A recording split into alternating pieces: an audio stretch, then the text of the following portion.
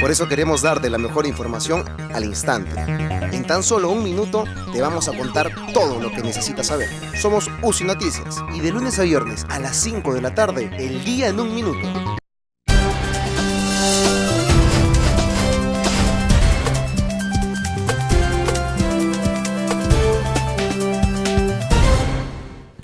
Muy bien, continuamos aquí en UCI Noticias para hablar sobre lo que pasa en Nicaragua.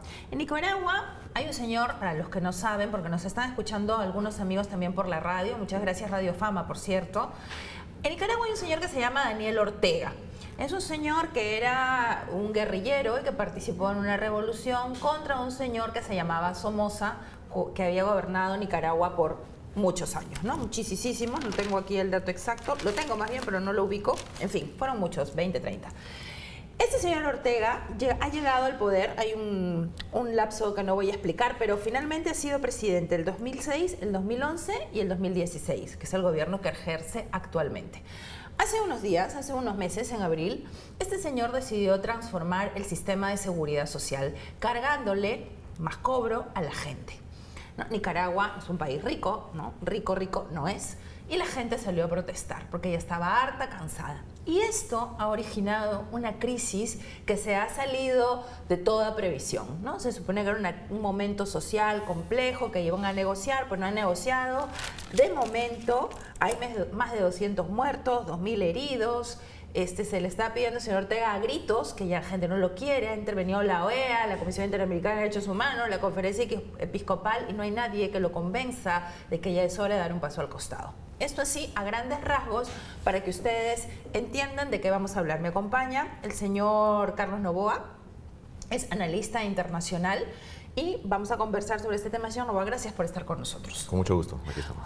Lo primero es, cuéntenle a la gente un poco la historia de Daniel Ortega.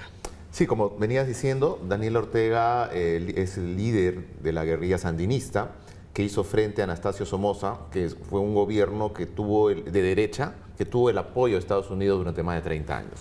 Entonces, hacia los años 70, Centroamérica era una región muy desangrada por la guerra civil, no solamente en Nicaragua, Guatemala, El Salvador, la propia Honduras, y es una región muy compleja, ¿no? Donde no se ha podido democratizar e institucionalizar los países, salvo Costa Rica. Entonces, Daniel Ortega llegó al poder, fue un presidente de izquierda desde el año 79 hasta el 90, ya fue un gobierno de ultraizquierda en el cual pues trajo abajo a los empresarios, el crecimiento económico, una inflación histórica galopante, etcétera, etcétera. Toda una desgracia. Después se fue, dejó el poder a otros políticos que tampoco no cumplieron, digamos, con este proceso difícil de institucionalizar Nicaragua, y volvió. Ahí había la esperanza, me acuerdo, Violeta Chamorro, Violeta Chamorro, que era sí, la gran esperanza. Fue un gobierno que no pudo conquistar porque se necesitaban reformas de fondo, ¿no? Y además luego ya fue asesinada. Y Ortega volvió como un mesías en el año 2006, ¿sí? Y llegó al poder. Pero ustedes se preguntarán cómo es que del 2006 es casi el mismo proceso electoral del Perú, ¿no? 2006, 2011, 2016. Entonces es como que alguien que ingresó en 2016 se preguntarán cómo ahora tiene mandato hasta el 2021. Así es. Entonces, Nicaragua, al no tener instituciones, los poderes fácticos tienen mucha influencia. Y esta vez Ortega se alió a la clase empresarial y a la Iglesia Católica. Es decir, la clase empresarial, que había sido muy vapuleada en los años 80 por el propio Ortega dio un viraje ahí y les dio todas las facilidades del mundo. O sea, al no ser un país institucionalizado, todo lo que era política económica era concertada con Ortega con los empresarios. O sea, les dio un cheque en blanco.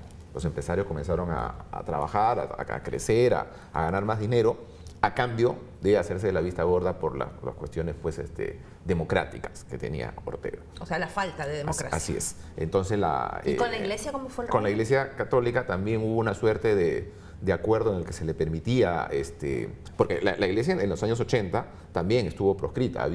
En Nicaragua ha habido persecución a clérigos, a la Iglesia Católica, etcétera, etcétera, ¿no? Y ahora fue lo contrario, ¿no? Fue como que le dieron un espacio para que pudieran desarrollarse. Y todo esto tienes que el caso de Nicaragua es peor que el de Venezuela, desde el punto de vista político. Qué interesante y qué fuerte eso que nos dice. ¿Por qué es peor que Venezuela? Porque en el caso de Venezuela, de una u otra manera, al ser un país grande, al haber tenido a Hugo Chávez como un emblema del ALBA a nivel internacional, está más expuesto. Tú acabas de decir que Nicaragua no es un país rico. No, y es correcto. Venezuela sí es un país rico, que tiene reservas de petróleo para más de 100 años, ¿no? Entonces, a Venezuela le han tocado, pues, siempre están ahí mirando, pero el caso de Venezuela, con toda la crisis que tiene, Venezuela es un poco más institucionalizado que Nicaragua. Nicaragua no, imagínese usted, porque en Nicaragua, por ejemplo, en la elección del 2016, Daniel Ortega, por supuesto que se presentó porque hay una reelección indefinida. Infinita, ¿no? Así es.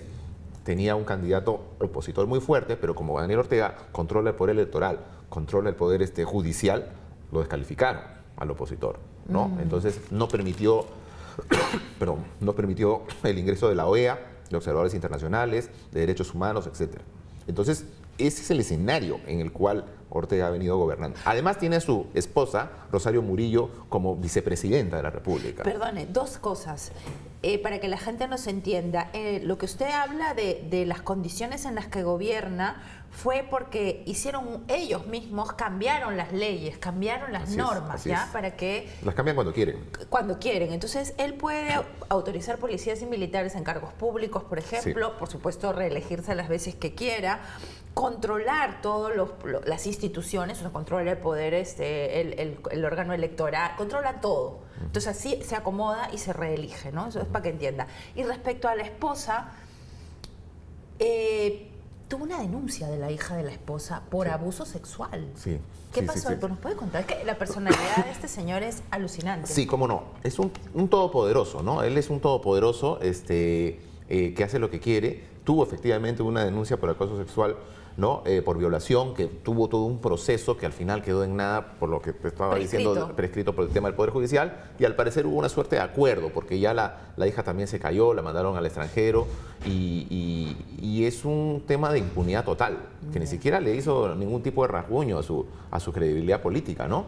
Pero entonces, los nicaragüenses, señor Noboa, estas elecciones no tienen credibilidad, o sea, yo no sé, nadie sabe, ¿no? No ha entrado la comunidad de observadores en la última. No entró, en el año 16 no. ¿Qué legitimidad tiene, o sea, de reconocimiento? Lo que pasa es que es un régimen que ha tenido el apoyo de los militares, ha tenido el apoyo de la iglesia y ha tenido el apoyo sobre todo de los empresarios. Ya. Entonces, como en un país fallido, en un país débil, donde la democracia o las instituciones no funcionan como deben funcionar, son los poderes fácticos los que ocupan ese vacío.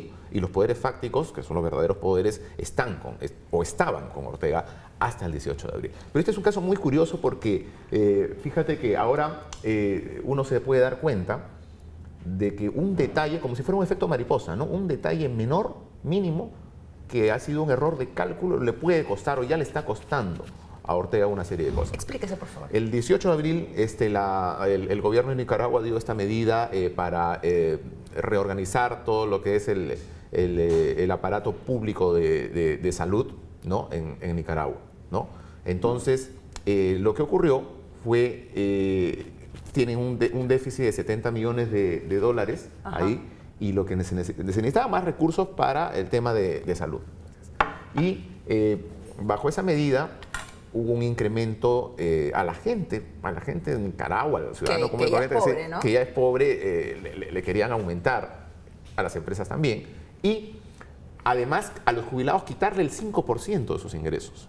Entonces eso desató una ola de protesta general. Hablábamos de la semejanza entre Venezuela y Nicaragua. Parte de los problemas de Venezuela es que su oposición está muy dividida, ¿no? Atomizada en distintos grupos. Pero aquí no existía oposición, simplemente, o sea, quiero decir, sí existe oposición, pero es eliminada cuando querían. Pero este tema unificó criterios porque los empresarios no querían pagar más, obviamente, porque la gente, el ciudadano de pie tampoco quería pagar más, y porque encima a los jubilados le estaba restando ingresos. Dinero, claro. Entonces, eso generó una protesta masiva desde el 18 de abril hasta ahora, y hoy Ortega ha perdido el apoyo ya de los empresarios. Ah, ya lo perdió. Ya lo perdió, el apoyo de los empresarios, y la Iglesia Católica se ha hecho a un lado. Más bien la Iglesia Católica, a través de la Conferencia Episcopal, está siendo una suerte de mediador. Fíjese, en el apoyo a los empresarios, yo les voy a dar unas cifras a nuestros amigos.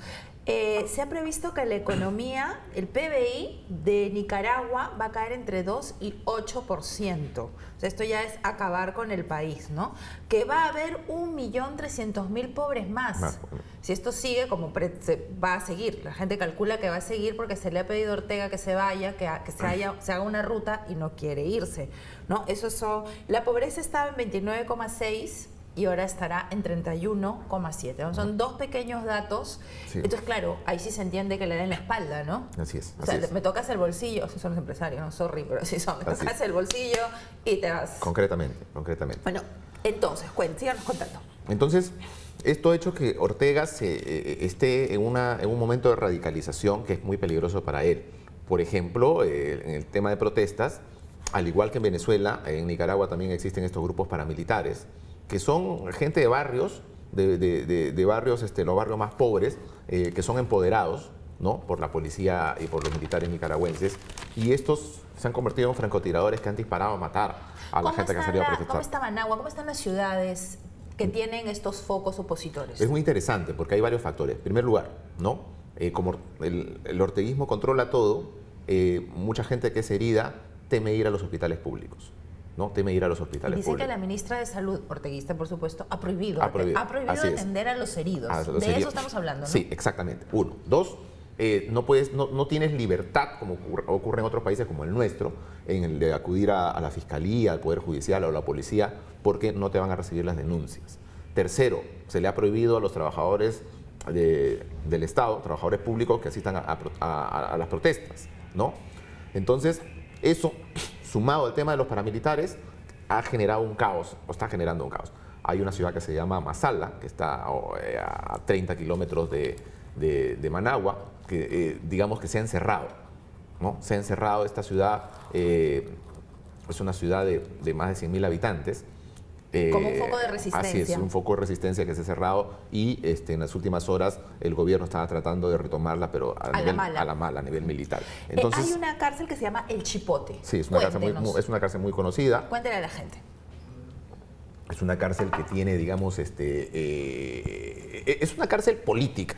Ya es una cárcel política donde meten a los delincuentes, bueno, están ahí obviamente los delincuentes, pero a cualquier ciudadano que ha protestado, lo meten ahí y le dan ciertas facilidades, digamos, los que controlan esta cárcel, a los delincuentes para que hagan lo que quieran con los presos políticos. O sea, mezclan a todos y, bueno, obviamente hay vejaciones, le hacen la vida imposible. El mensaje es claro, ¿no? Castigar cualquier síntoma de oposición. Sin embargo, hay un tema que está mostrando ya la debilidad de Ortega, ¿no? Ortega es hábil y por algo también se ha mantenido tanto tiempo al poder. Hoy, por ejemplo, ha permitido la llegada de observadores de la OEA, ¿no? Ha permitido que la conferencia episcopal medie entre las partes, ¿no?, en busca de una solución. Ya ha dado algunos pasos porque su mandato termina el 21, pero él ya ha ofrecido adelantar elecciones para el 19. Lo que está tratando de hacer es ganar tiempo, no ganar tiempo. Vamos a ver si puede hacerlo o no puede hacerlo. ¿Y ganar tiempo para qué? Para poder recomponerse, ¿no? Para poder recomponerse, para poder ofrecer... para él es necesario recomponer, en primer lugar, la alianza con los empresarios. A partir de ahí es que puede generar otro tipo de cosas, ¿no? ¿Y por qué? Porque con el empresario puede... ¿Qué le puede, o sea, la gente lo que preguntaría ahora es, ¿por qué quiere un presidente que ya se va, porque se va el próximo año, ya lo aceptó por toda esta crisis, quiere recomponer una relación con los empresarios? ¿Qué beneficio va a sacar? Claro, es que recomponer la relación con los empresarios puede ofrecerle cosas a la gente de abajo. ¿Me entiendes? Entonces, como puestos de trabajo, como facilidades, exoneración de impuestos, una serie de cosas. Y porque en Nicaragua el poder económico y el poder político han estado unidos, ¿no? Eso por un lado. Creo que Ortega, finalmente, estas personas o esta gente tiene una idea mesiánica. Cree que nunca van a dejar el poder. Y esa obnubilación es la que le está pasando factura ahora. Porque mira, si no hubiese hecho esto, él seguiría gobernando y la comunidad internacional no estuviera mirándolo. Solamente a partir de esta medida de tratar de refundar o reorganizar el aparato de salud pública, de seguridad social, a partir de ahí le ha estallado esto. Una cosa menor, lo otro lo tenía controlado. Claro, o sea, lo que sorprende cuando nosotros empezamos a informar es protestas en Nicaragua, los universitarios salían, ¿no? Porque claro, le merma el bolsillo a todo el mundo, ¿no? O sea, me faltan 70 millones de dólares, tengo un déficit, como el paquetazo que nos han puesto, ¿no? Entonces paga a los jubilados, a los empresarios y a la gente. Normalmente eso se resuelve en una mesa de diálogo, ¿no? Da su paso para atrás, pero esto desencadena, son más de 70 días de crisis. Pero este tiempo que quiere ganar Ortega, digamos, recompone esta relación, sale bonito, digamos, sale bien, ¿no? Pero hay un factor, ¿y su esposa? Bueno, si él deja el poder, obviamente la Constitución nicaragüense dice que la esposa es...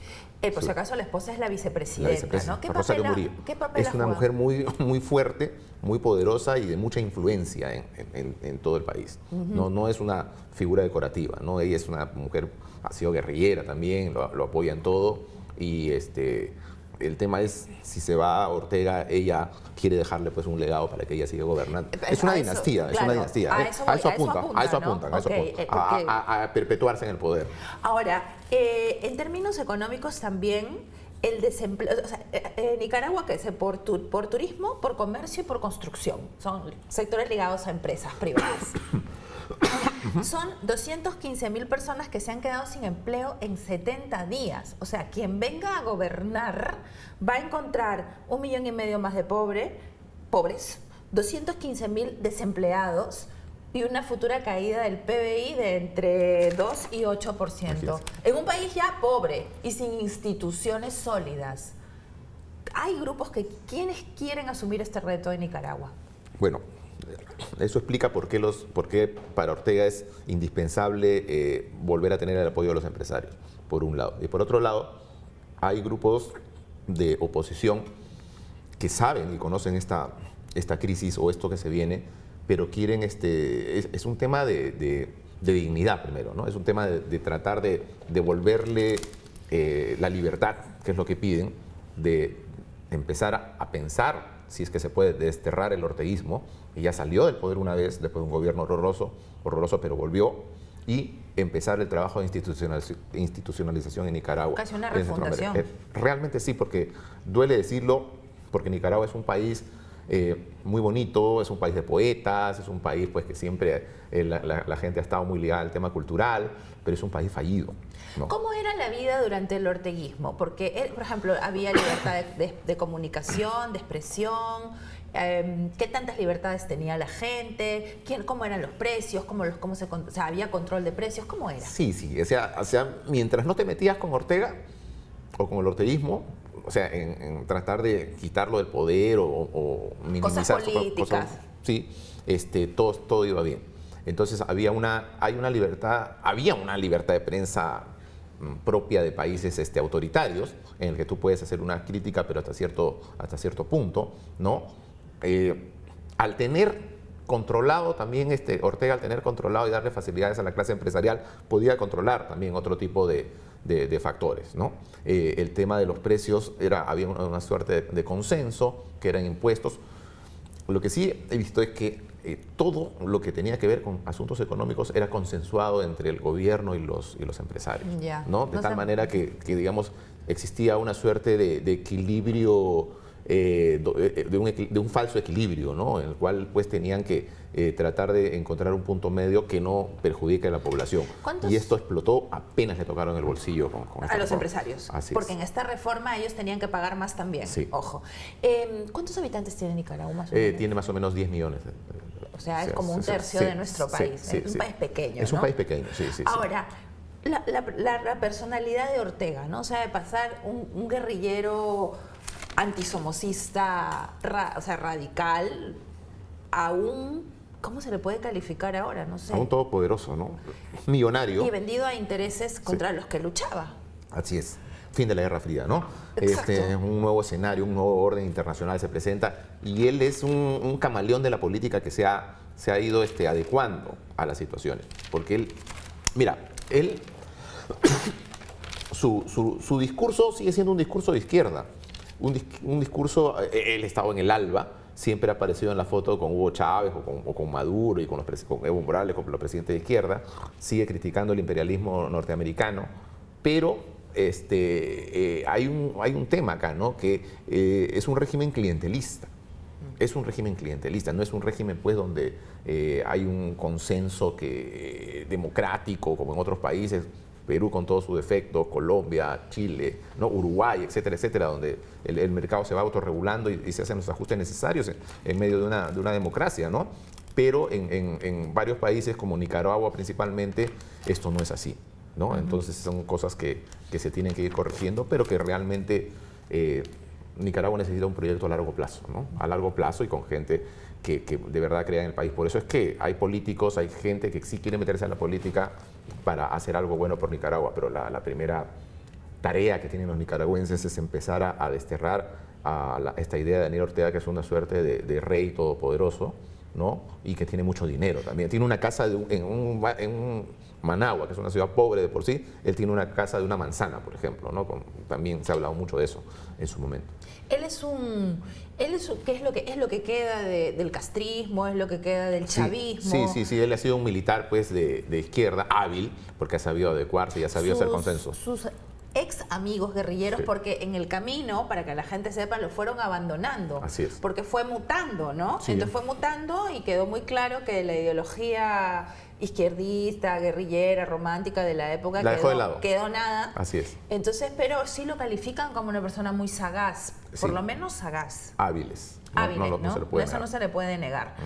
Bueno, señor Novoa, muchísimas gracias por habernos puesto en contexto y por habernos contado cuál es la situación de Nicaragua y ya aceptó él elecciones, solamente falta un cronograma, me imagino. Así es, un cronograma. Es que la oposición no quiere elecciones para el 19, quiere que salga ya.